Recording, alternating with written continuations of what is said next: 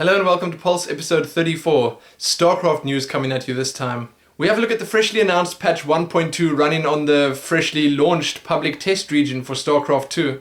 Cheats for Starcraft 2, midnight bans on gaming in South Korea, the GSL 3 round of 8, and much, much more. Yes, really. Let's get to it.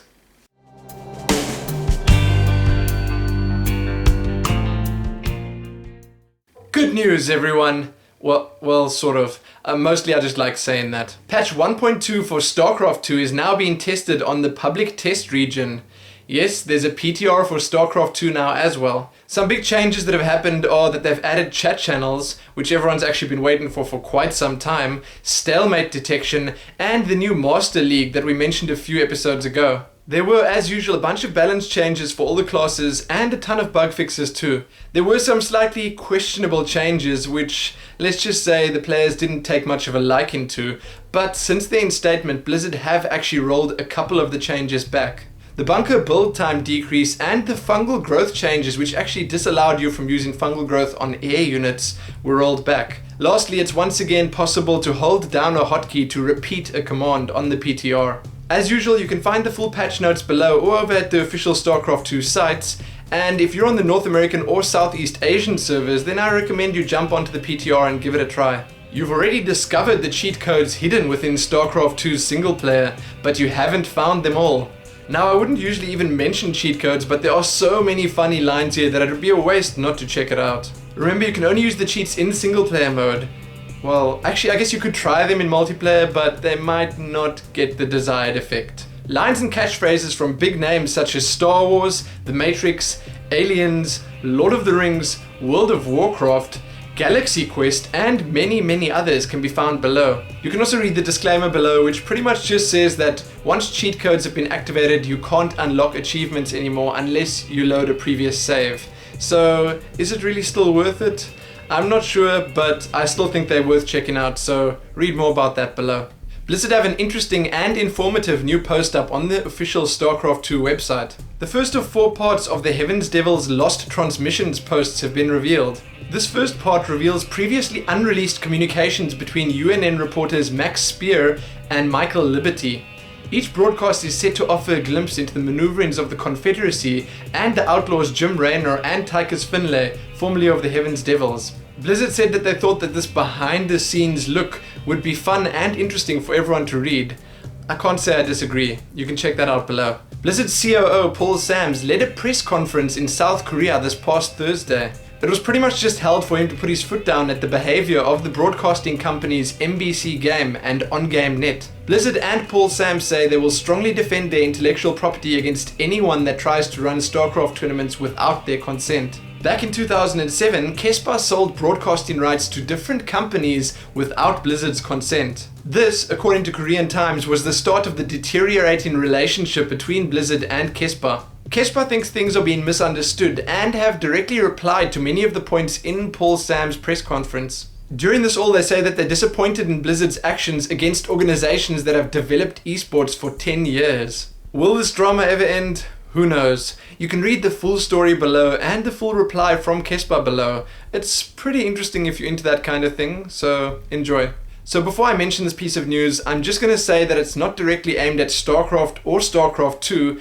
but it may well still affect StarCraft's future in South Korea. Apparently the South Korean government is close to adopting a Cinderella law that will prevent youngsters from playing any computer games online after 12 o'clock. A bill is set to be submitted as early as this month that will force South Korean game companies to shut down their services at midnight for anyone under the age of 16. Now that might sound a bit harsh, but in a country where gaming is as obsessive as it is in South Korea, it might not be all bad. Let's just hope this doesn't squash the dreams of a young, aspiring boxer. The South Korean government say they will continue monitoring things and that they're only doing this for the good of the youth of their country. So you can read the full thing below. Following the release of patch 1.2 on the public test region, some new information has been extracted from the StarCraft 2 data files. The biggest news is probably that Blizzard Dota has been renamed to Blizzard All-Stars, and you can find posters or banners of all the Blizzard custom maps below as well. That's pretty interesting stuff, and I think it really is a good thing to stay away from the Dota name for now, so All-Stars it is. You can read the full article over at SC2 Mapster.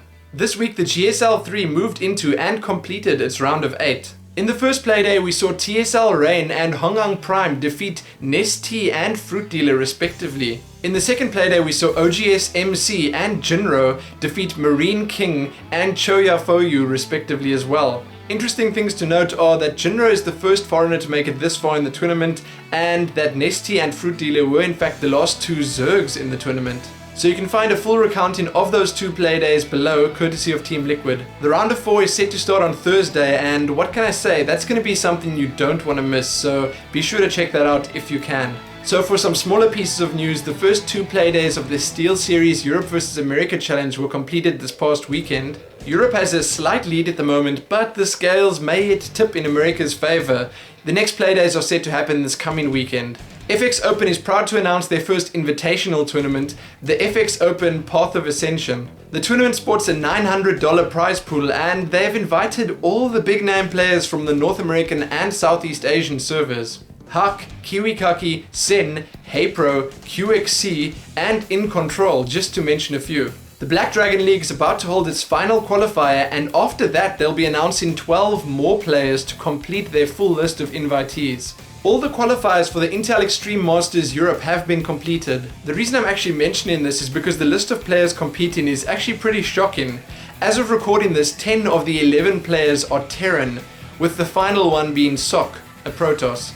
You can read the full details about the IEM Europe and all the other small pieces of news I just mentioned below. Like clockwork, the top 200 lists of players have been updated once again, and as usual you can find links to the US, EU and Southeast Asian top 200 lists below.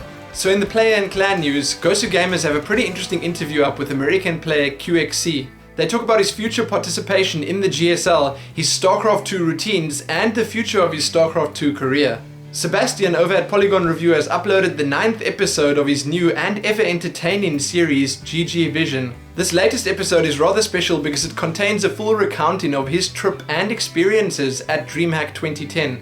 There's a bunch of great content from the event in there, and it really did seem like a lot of fun. So check that video out along with many other cool videos over at the Polygon Review YouTube channel. Gosu Gamers have another interview up with the manager of the Maus clan, Max.